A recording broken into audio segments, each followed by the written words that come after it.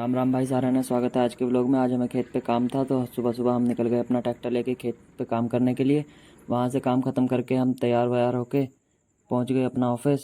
Office में भी आज बहुत काम था तो फटाफट से कैमरा सेट किया और अपना काम शुरू कर दिया। तो वैसे आज हमें मेरठ भी जाना था, लेकिन पता लगा कि वहाँ पे भी वकीलों ने स्ट्राइक कर दी है। हापुड़ में तो स्ट्राइक चली रही थी, वहाँ पे भी स्ट्राइक हो गई है। पता नहीं इन लोगों को क्या हो रहा है और ये कब ख़त्म होगी। तो हमारे काम सारे पेंडिंग पड़े हैं तो आज मेरठ नहीं जाना हुआ। तो हमने सोचा कि काम ही ख़त्म कर लेते हैं, काफ़ी सारा पेंडिंग ऑफिस में भी काम पड़ा था।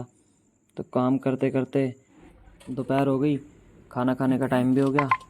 तो फिर हमने खाना खाया, थोड़ी देर टीवी देखा और टीवी देख के फिर हम अपने काम पे लगे। काम करते करते हमें नींद आने लग गई। मतलब सुबह से ही थकान हो रखी थी, पहले खेत पे भी काम था, फिर आके ऑफिस में भी बहुत सारा काम, तो हमें नींद आ रही थी।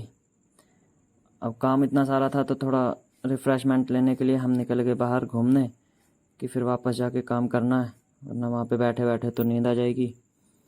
तो फिर हम ऐसे ही गेड़ी मारने निकल गए शहर में। और शहर में आजकल इतनी भीड़ मिलती है। अभी तो दोपहर का टाइम था तो कोई नहीं था, खाली सड़कें मिली, लेकिन शाम के टाइम अगर यहाँ पे आओ घूमने तो इतनी भीड़ मिलती है यहाँ पे, क्योंकि गणेश जी आए हुए हैं, गणपति बप्पा का सीज़न चल रहा है, वो आए हुए हैं। तो शाम के टाइम में आरती वगैरह होती है, पूजा होती है, तो यहाँ पे भीड़ मिलती है काफ़ी। यहाँ पे भी जो अभी ये आप देख रहे हो पंडाल सा लगा हुआ है जहाँ से हम जा रहे हैं, ये गणेश जी का ही, वो मंदिर में गणेश जी की स्थापना की थी उसी का लगा हुआ है।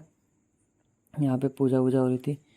तो फिर वहाँ से हम जाके अपना काम वाम ख़त्म करके जब शाम को घर आ गए, घर पे भी हमें पढ़ना था। आज का दिन मतलब इतना बिजी था, सुबह पहले खेत पे काम, फिर ऑफिस में इतना सारा काम, फिर घर आके पढ़ाई भी पूरी करनी थी।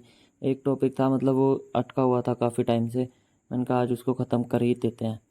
तो आज मैंने वो ख़त्म किया। ये मतलब मेरा स्टाइल है पढ़ने का, ऐसे पहले मैं इसको बोर्ड पे ऐसे पढ़ता हूँ जैसे मैं किसी को समझा रहा हूँ या पढ़ा रहा हूँ। इससे मेरे को ऐसे जल्दी से समझ में आ जाता है। तो जिस टॉपिक पे मैं अटक जाता हूँ समझाने में, मैं उसको प्रायोरिटी पे ले लेता हूँ कि ये मतलब अभी मुझे समझना बाकी है। तो ये ऐसे मुझे थोड़ा जल्दी समझ में आ जाता है। तो पहले मैं मैनुअली सॉल्व कर लेता हूँ इसको बोर्ड पे ऐसे।